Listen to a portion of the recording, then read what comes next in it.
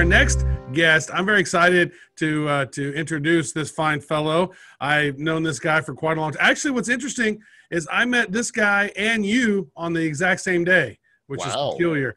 And ended up creating a podcast and business with you and created a book with Mr. Chris Snook. He is the best-selling co-author of Digital Sense and Rebooting Retail, the managing partner at Launch House, the co-founder of Bank Chain, the chairman and founder of the World Tokenomic Forum. He's an Inc. magazine contributor, husband and father, and a venture catalyst, which I love, brand humanizer. And he is going to be doing a very unique presentation. He's packed so much sausage into this presentation, there will be no food shortages. Chris Snook, how you doing, brother? Doing good. How are you guys? Excellent. We're really glad you're here. This is you guys watching this. If there was ever an opportunity to share that you are watching the stream, whether on Facebook or Twitter or wherever, share it now, because you're about to get absolutely a brilliant brain dump from Chris Snook. Chris, we're going to turn it over to you, man. Go for it. Man, it's that fast, huh? Can you hear me okay before I start? Oh yeah, you sound great. You look like you're in the Matrix there. Awesome. So we'll get the logistical stuff out of the way. Post-pandemic winners and losers is the topic. That awesome graphic Travis Wright made in the back. If they're doing the LinkedIn thing, I'm still getting the hand signals down. Small guys up there throughout, big ones over there, or you can just Google the name. Happy to connect or answer any questions, because I'm going to fly through this as best I can. Maybe there'll be some time for some questions at the end. Joel and Travis would always love those, because you usually take it to another level. So I believe in transparency as it relates to bias. I never like when I have to try and guess where someone's bias is. So I'm going to disclose mine. There's two groups of it. I'll call it the foundational bias. Anyone who's ever listened to me kind of knows what some of those are. And then the supplemental bias. These are books that I'm going to duck out of the way for a second here so you can get a screenshot. That was your chance. But look those up. We'll talk through a couple of them. But these things will come up throughout the talk, and I disclose them so that you understand that although I don't know if I'm right, I hope I'm not right about a lot of this stuff. I think I am. And that's not to be alarmist, because I don't believe there's any value in being alarmist. But I do think that we can all be smart. And a lot of these themes will be recurring, and I've listened to several of the talks this week. And so I think when you compile them all together, you guys have done a great job. And hopefully this will help draw some insights out of it for you. But let's start with what we're up against. You saw the book, The Watchman's Rattle, in there. It came out in 2011. I produced a show back then in 2012 that G. Edward Griffin was on during Occupy Wall Street with Rebecca Costa. But the thing that she always told me that stood out, and she's a dear friend that is one of the smartest people I know, is that we've got Paleolithic emotions. We live within medieval institutions and amongst godlike technology. And why that matters is that another book that complements the evolutionary biological constraints that Rebecca goes in depth on is Neil Howe and William Strauss's book from '97 that's called The Fourth Turning. Many of you have probably read it or heard people talk about it ad nauseum, so I'm not the only one. But it really changed a lot of things for me in '08 when I first discovered it and began reading it a couple different times. And when you look at Edelman's Trust barometer as of 2017, when Travis and I wrote Digital Sense, trust was already in crisis according to this global Edelman Trust barometer. And Fourth Turning kind of prophesied that based on looking at these generational cycles. And so the problem is when you take this trust being in crisis mode and living within the fourth turning, which is called the crisis period, which is somewhere between now and 2025, maybe 2028, based on his most recent assumptions that I've caught up with, coming to a pinnacle. The last time we came through that was 1945. And so when you have trust in crisis, you have all these things that we've been talking about for years now, like we need new systems, we need new currency, we need, blockchain, Bitcoin, like all these great ideas. But they don't really get anywhere, right? They get to scale and the early adopters make money, and we've got Bitcoin billionaires already and we've got Bitcoin millionaires. But the reality is that we're weird. Most of the people in the world still don't know how to buy it. It's still super hard to get. They don't know if it's a scam or not. They think it might be rat poison because Warren Buffett believes so. And so we're nowhere even near where it matters. And yet we know that it does matter, right? But this war of wealth that Travis, you did a great job talking about with the history of money, this has been going on for thousands of years. It's going to continue to go on. And this is independent of central banks, because prior to this third central bank, which both G. Edward and Travis covered in depth, called the Federal Reserve, being formed 107 years ago, we had the national banking era. And we had bubbles during that, as you can see on this slide. And so it's not exclusive to central banks that we have these booms and busts. But what is exclusive to the current situation is the amount of velocity we've put into that curve. And our population has followed it. So as you look at the chart here, the national banking era and the central banking era, the second national bank, prior to that, leading up to this current one, which began in 1913. And these stats are through 2010, but again, we all know where 2020 is, right? So we have 7.8 billion people trying to make the turn this macro cycle, this fourth turning. The last time we came around the corner in a crisis, there was 1.7 billion people. So we're literally almost 6.5, 7x the amount of people. And the other big difference that you've probably already intuitively figured out is when we had 1.7 billion people going through this kind of change, they weren't all connected. And most of them lived in rural parts of the world. Less than 5% of them lived inside of a city. Today, as we make this next turn through 2030, over 65% of the 7.8 billion people on this earth live inside a city, densely packed together. And we're all connected, obviously, or we wouldn't be having this soon. So that brings different dynamics into the mix. And so these are some of the things that, just as a level setting context, prior to COVID, that we're dealing with. These are the environments that we're playing in.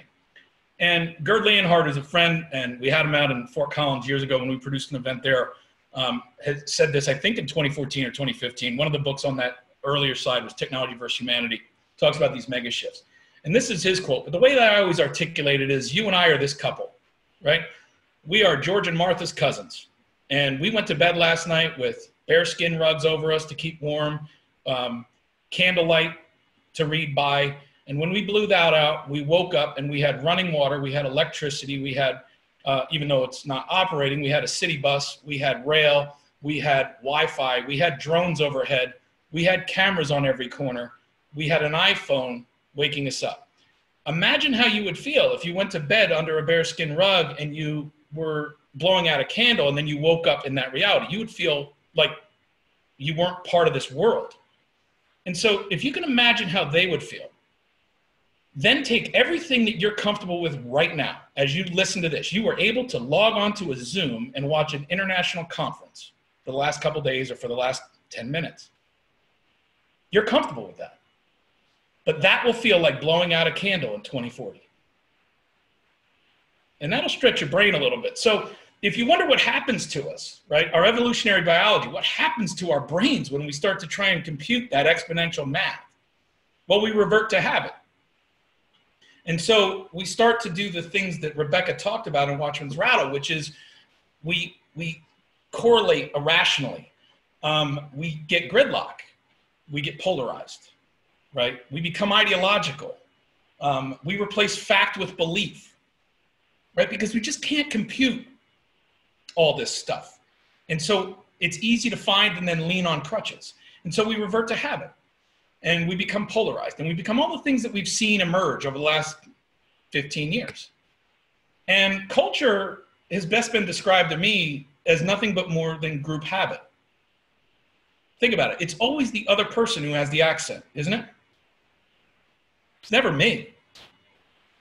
So culture, defined as group habit, is nothing more than, if this is a picture of our mind behind us to help you organize how your mind works. You have the conscious mind, which is your thoughts, the ones you choose, the ones you neglect, the ones you reject, the ones you accept.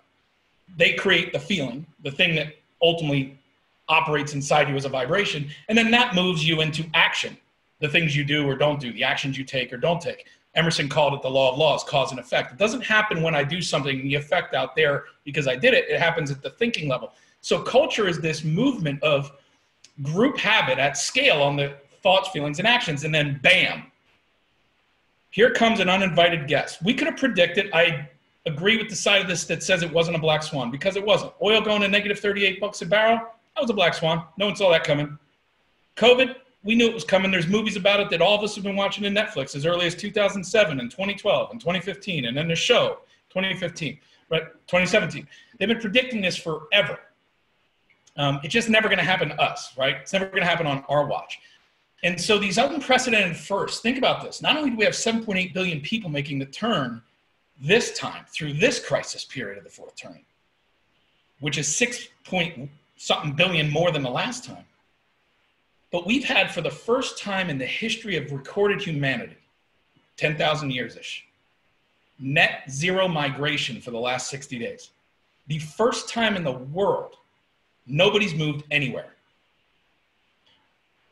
Think about what the implications of that might be on the backs of all your habits being broken, all of your abilities to move around freely for a small period of time, not by law, but just by choice even. Some places it's by law. But even if it's just by self-quarantining, think about what you're going to do, what choices, what aha moments people have had in their house. Do they like where they live? Do they like the city? Do they want to be out in the rural area because they can connect and work remotely?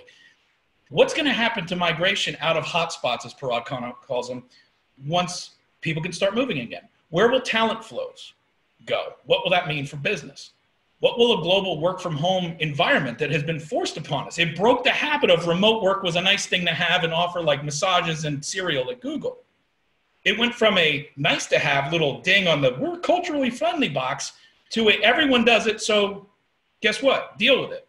Teachers have had to learn how to reteach stuff. Everyone's had to learn how to work from home. So now it's not so scary anymore. The habit was forced broken by this uninvited guest. 1.4 billion kids are now homeschooling, not because they chose to, but because they wanted to. We've been thinking about it for years. Now we don't have to think about it. We did it. We're comfortable with it. I think a big percentage of people are never going back. What's that going to mean? Who knows, right? But these are the opportunities. So there's winners and losers in this. Millions are out of work in jobs that'll probably never come back. Negative interest rates are around the world. Our Fed is at 0.6 basis or 60 basis points or whatever, near zero, going to stay there, according to Jerome Powell the other day. The bottom line is, as you'll see in a second, I'm of the camp that believes that if we don't go negative, we'll wreck the whole deal faster. So I'm not in the hyperinflation camp. I'm actually in the strong dollar kills everything camp. But we'll talk about that in a second. So here's our friend Satoshi. He gives us hope. And that hope has now become a belief.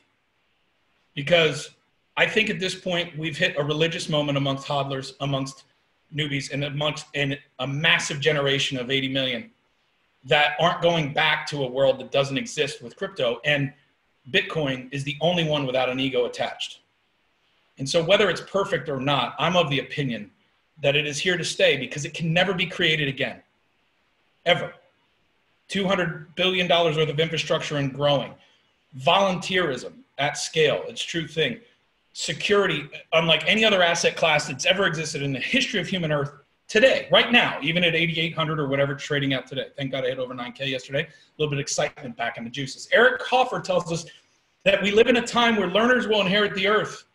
And the learned will find themselves beautifully equipped to deal with a world that no longer exists. And you know people that are beautifully equipped and are going to get smacked in the face in a bad, scary way because they don't understand what's happening. So what do I watch? Real Vision. I watch other things, but here's who I follow on Twitter, mostly. I follow a lot of people, but here's who I read and have been dialoguing with the most. You can screenshot that as well. Because 500 million people are going to be forced into poverty globally, according to this chart from Statista. 500 million, sorry. And that's a problem. And that's a problem that can be solved because as they're going into poverty, the people that currently aren't listed in poverty are so layered up in consumer debt and so broke and so going to be out of a job and so upside down on the pricing of everything and what they need versus what they actually want. And that consumption that is driven 70% of US's GDP was mostly baby boomers for the last 40 years, picked up by the Gen X's and Gen Y's behind that, but it is not going to sustain at that level. And we're only 340 million people strong over here anyway. So we can't prop up a world of 8 billion people with consumption because A, we're too broke to do it. And B, we're not enough of us.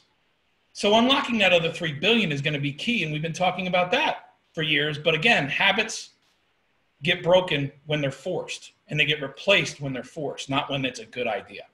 So these unprecedented job losses are just beginning. 26 million, probably going to 30 million by the end of this week when the new report comes in. But here's the fact that took me for alarm. If you look at you can't really read that, but I circled it so I can explain to you. In 08, we saw a 58% drop in the market, and we had a negative 8.4 quarter over quarter growth.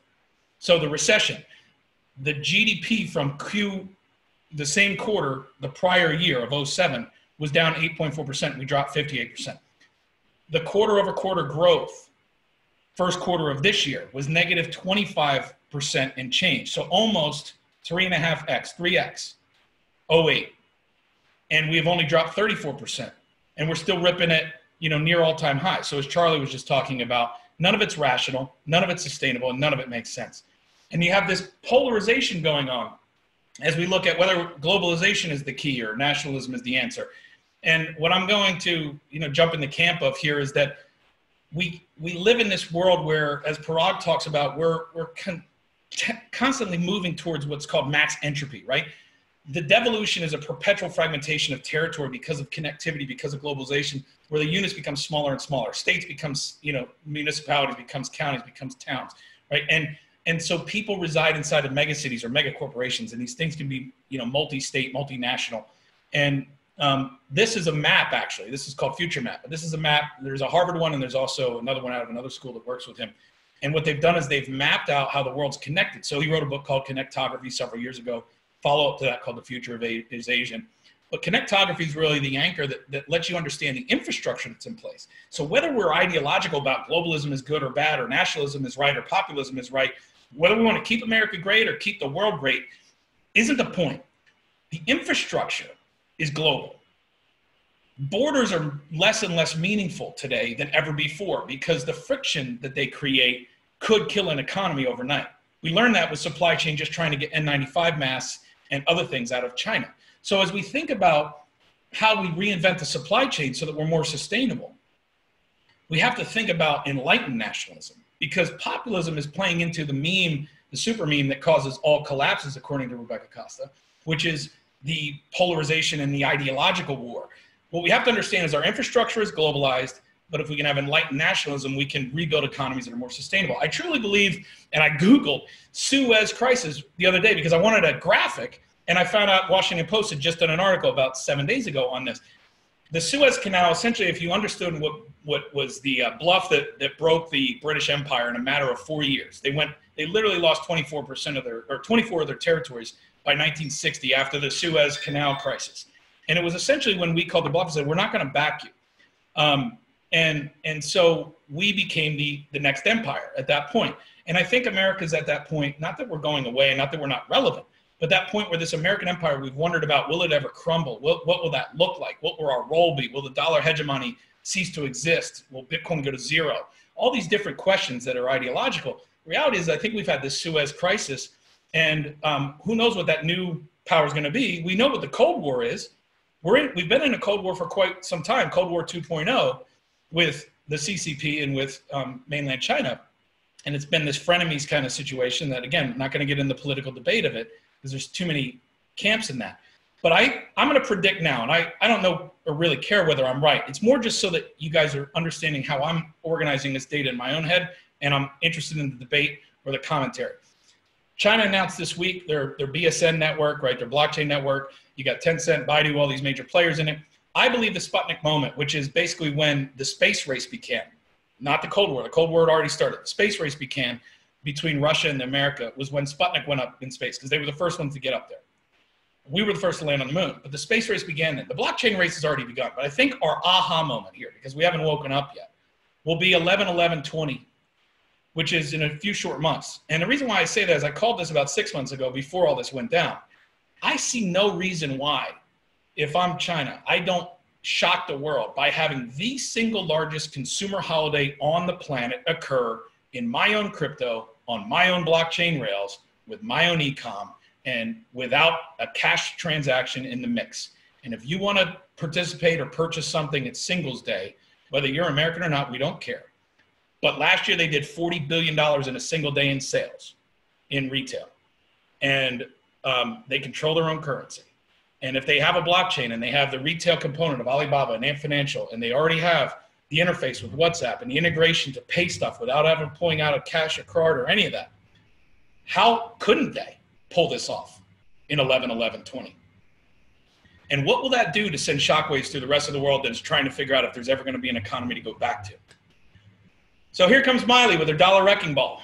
And the dollar wrecking ball, again, if you want real insight onto this, you know, you want to follow Raoul Pal and some of the other guys I listed there, and we're almost near the end here, so I'm going to speed this up. But essentially, I think it looks something like this. We're going to have some kind of bounce. We're already seeing a little bit of it in 2021, 22.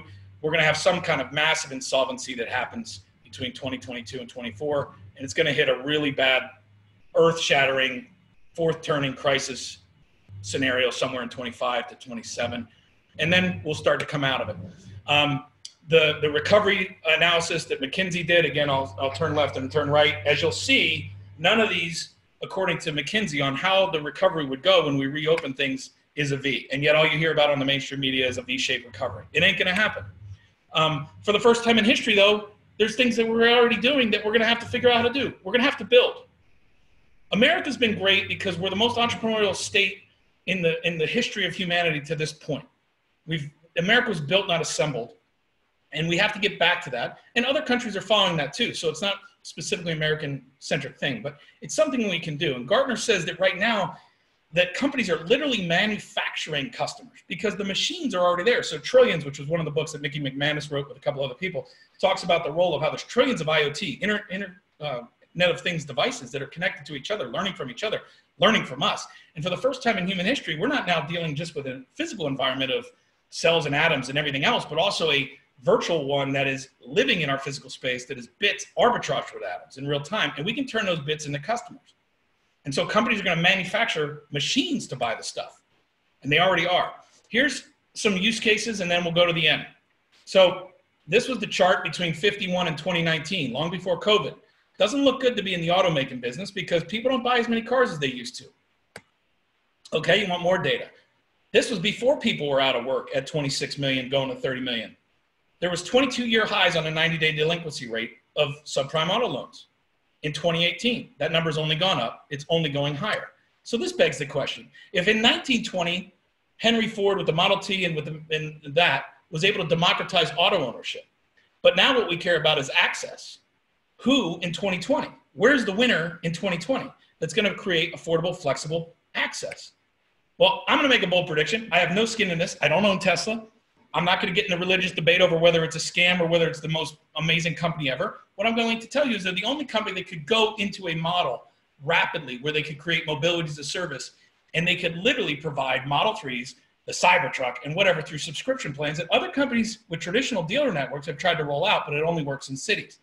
But imagine if you're paying $150 to $200 a month and you have a Tesla membership and you don't have to pay auto insurance because it's covered. You can cancel at any time. You have a small down payment. It's $500 to $1,000 to get in. And then you can basically freeze it like a gym membership or whatever. So if you're like me or Travis or Joel, when the economies are open and you're traveling a bunch, you don't need a car sitting in your garage 3 months out of the year doing nothing. And you don't want a $500, $600, $900, $1,000 payment, or you're too broke to afford one. Would you like a Model 3 to pull up to your driveway, get in when you need it, pay $200 a month, cancel it, freeze it when you can't afford it? $100 billion company with 10 million subscribers tomorrow. So I'm bullish Tesla for that reason. And by the way, over-the-air updates. The only network, it's not about EV versus gas. It's about, can I update this thing? Can I feed back data in real time to the insurance companies? Can I feed back to the municipalities and create revenue streams that never existed before because I can tell them where the potholes are because the car's doing it, not the human. So 76 million jobs in the travel industry gone. Who knows when they're coming back? What's that going to do? That's going to shut down ports for a while, maybe long-term, and all the businesses around it. New York's here not just because of the current crisis, but because in the when the Depression happened, the Empire State Building was built. It took 20 years before it was cash flow positive. So as wonderful as that building is, and as iconic as that building is, the person who built that building waited 20 years before they broke even, right? And if you haven't followed commercial mortgage-backed delinquencies, one of the biggest shorts happening right now is Icon's short of CMBS, and it's working. And the COVID virus just took it up. It was already on the rise prior to COVID in March of 2019. And so I don't have the data today, but I think you can figure it out. Esports. Sports in general. How are we going to connect with teams? How are we going to reinvent sports? FCFL competed in our Sandcastle Challenge years ago. This is a game where it's like Tecmo Bowl meets real live avatars. You're seeing the data that says people want to engage with stuff. 25-year-olds in 1980 had Dow at 972, had 15% savings rates. Sure, the mortgages were just as high, but the houses were affordable because of it. The jobs actually paid a living wage. And they had nothing but upside in the yield curve. So they saw a trajectory where everyone who says, well, you can't lose money in bonds for the last 40 years. Yeah, it's because when they started, they were at the bottom. Bonds today, negative. So you're literally going to pay to have risk-free capital. That's the only thing bonds are good for right now. Right? The market, all-time highs, we've already talked about. So what's the only thing a 25-year-old can get excited about today? Crypto. Whether they're in a shit coin or the best coin on planet, the fact is it's the only thing that's got upside. And it's got a lot of upside. So I don't see 88 million people going back to something else, but here's the 4 kinds of money as we wind down that people are going to have to deal with. We've always had nature's money. Some call it God's money, gold, silver. That's been around forever, right? It's the only thing that's still current. It's the only safe haven as of today, where money will fly uncorrelated to market, right? But unfortunately, 80% of it's controlled by the central banks and owned by the central banks, specifically the G7. So you and I can access it. We can buy a little of it. We can't buy enough to get a seat at the table. So then Satoshi comes along and creates this whole industry with the white paper. And we have, for the first time, we have the people's money, which we all know about. We know what that is. Can't be shut down, can't be subpoenaed, democratized access, but it's not big enough. $1 trillion pension fund manager is not buying Bitcoin today, even though, it went up 40% yesterday or whatever. Why? Because a 40% gain on a couple $1 billion exposure doesn't lift the needle on a weighted average return on $1 trillion asset. A quote the other day I read was at $55,000, when it hits parity with gold's market cap, we'll start watching it. And at $350, we'd like to probably own some. Think about that if you're hodling anywhere north of or south of where it is today. A pension fund manager is telling you at $350, we'll probably start to buy some. This is either zero or millions, but it doesn't have adoption, and it won't get to the adoption that we want, no matter how much we pontificate about it, which is why corporate money, which is the fourth wheel that never existed before, the feds, the government never had to deal with this variable either. So they got to deal with the people's money they can't shut down. Then they got to deal with the user money that is scary as hell, because Libra comes out and says, I got 2.5 billion people ready to go. WhatsApp's already taken people's money.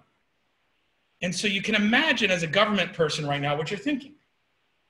But here's some theories that are reviving. And this is going to piss some people off, but I think if you think about it for a while, you'll find the possibilities of it. Again, not about idealism, about pragmatism. If you want freedom, Bitcoin is the closest thing to your answer, and then the privacy coins that will come to that. If you want a hedge against the next 20 years, I can't think of a better one, because it's literally binary, millions per coin or zero. And it ain't going to zero as far as I'm concerned, but that's my opinion. What gold will do is maybe go to 5, maybe go to 7, maybe go to 10 current. So that's a good store of value, but it isn't going to have the disproportionate return that the asset class of Bitcoin will and some of its top, contenders. But Silvio Gesell in the 30s came up with free money, Libra Moneta. And it wasn't about giving it away for free. What it was about was liberating it from the need to be a store of value. He didn't believe store of value money and a medium of exchange should exist in partnership, because it implied you should hoard it. And you can see that today. The biggest problem the Fed faces, or any central bank, is what's called the liquidity trap. They flood the money with new dollars and people hoard them. So they don't get to where they're supposed to go. And then they have no way to track them. So hey, Chris, I feel like you've got so much information that you could unload all night long. I got one slide left. We got to move along, man. Where can people get the slides? I'm going to put them up on YouTube for you. So here's the last thing. We'll put up an extended version of this, and we'll record it. We'll put it on YouTube. I don't want to get into Pomp's way. If you want to follow me, just follow me there. And I'd love to have you join the waitlist for YO Hackathon in September. We'll see you there. Thanks, guys. I appreciate it. And awesome to be here. That's great, man. Thanks a lot. Really appreciate it. There's a lot there to digest. That was like 3 presentations in one. He crammed a lot in there, brother. That's fantastic.